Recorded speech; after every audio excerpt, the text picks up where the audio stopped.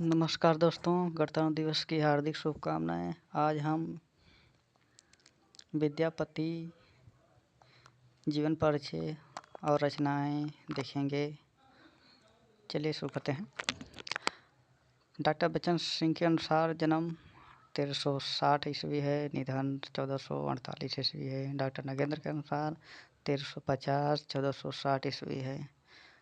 जन्म स्थान विश्वविद्यालय दरभंगा बिहार है। पिता गणपति ठाकुर, इन्हें योगेश्वर की उपाधि प्राप्त थी। इन्होंने गंगा भक्ति तरंगड़ी की रचना की। गुरु पंडित मिश्र, आश्रयदाता शिव सिंह व कीर्ति सिंह। विद्यापति को विविध विद्वानों द्वारा दिए गए नाम। मैथिली को मिथिला के विद्वान द्वारा पंचान अजय प्रसाद द्विवेदी ने कहा। पंचदेवों उपासक हरप्रसाद शास्त्री ने कहा। जाति कवि एवं अपरूप का कवि डॉक्टर बच्चन सिंह ने कहा। अभिनव जयदेव शिव सिंह ने कहा उपाधि प्रदान की। कुछ कवि बाबूराम सक्सेना एवं हरप्रसाद शास्त्री ने कहा। डॉक्टर राम कुमार वर्मा ने इनकी निम्नलिखित 16 उपाधियाँ का उल्लेख किया है।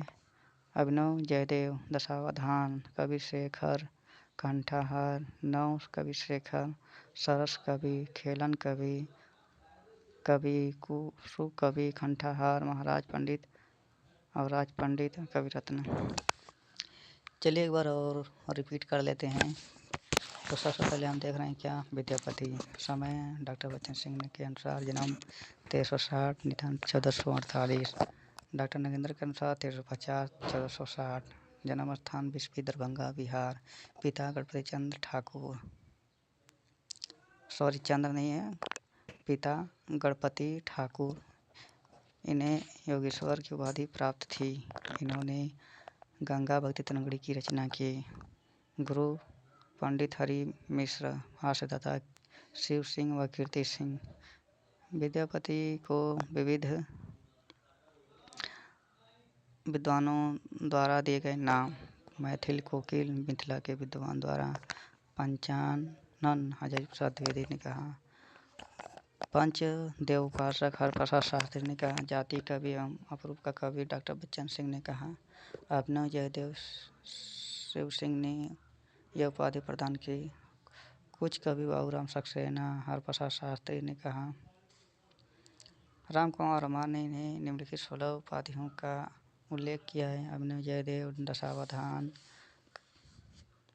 कवि शेखर, कंठाहार, नव कवि शेखर, सरस कवि, खेलन कवि, कवि सुकवि, कंठाहार, महाराज पंडित, राज पंडित, कवि रत्न।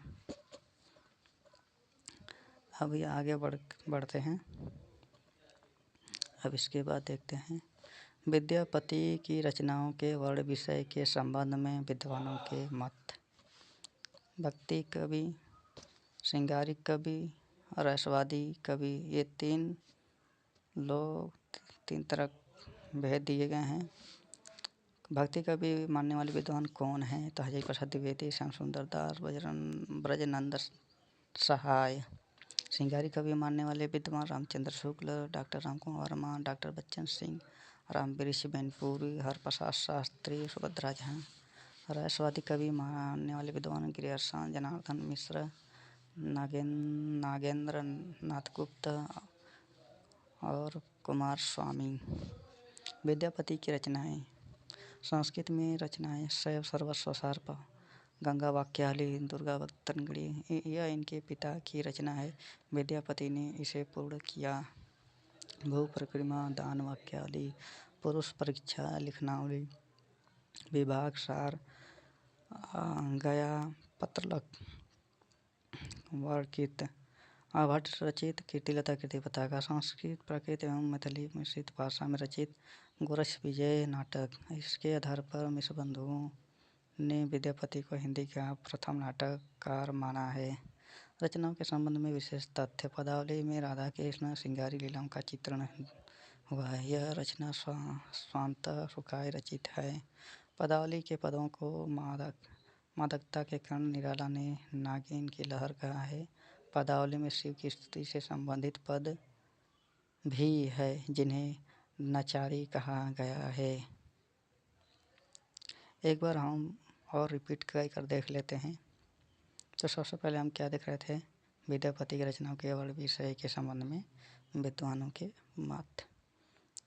तो 3 मत निकल के आते हैं, भक्ति कवि मानने वाले विद्वान, श्रृंगारी कवि मानने वाले विद्वान, रहस्यवादी कवि मानने वाले विद्वान।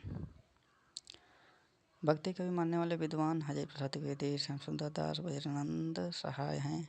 श्रृंगारी कवि मानने वाले विद्वान रामचंद्र शुक्ल, डॉक्टर राम कुमार वर्मा, डॉक्टर बच्चन सिंह, राम ऋषिबेन फूरी, हरप्रसाद शास्त्री, सुभद्रा झा। रहस्यवादी मानने वाले विद्वान ग्रियसन, जनार्दन मिश्र, नागेंद्र नाथ गुप्त, कुमार स्वामी। विद्यापति की रचनाएं।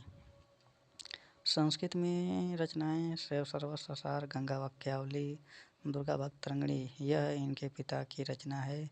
विद्यापति ने इसे पूर्ण किया। भू परिक्रमा, दान वाक्यावली, पुरुष परीक्षा, लिखनावली, विभाग सार, गया पत्रलक, वर्णकृत। अवार्ड में रचित कीर्तिलता, कीर्ति पताका, संस्कृत में प्रकृति एवं मैथिली में मिश्रित भाषा में रचित गोरक्ष विजय नाटक। इसके आधार पर मिश्र बंधु ने विद्यापति को हिंदी का प्रथम नाटक माना है। रचनाओं के संबंध में विशेष तथ्य। पदावली में राधा कृष्ण श्रृंगारी लीलाओं का चित्रण हुआ है। यह रचना शांत सुखाय रचित है। पदावली के पदों का मादकता के कारण निराला ने नागिन की लहर कहा है। पदावली ने शिव की स्तुति से संबंधित पद भी हैं जिन्हें संचारी कहा गया है। तो आज के लिए बस इतना ही। तब तक लिए जय हिंद, जय भारत।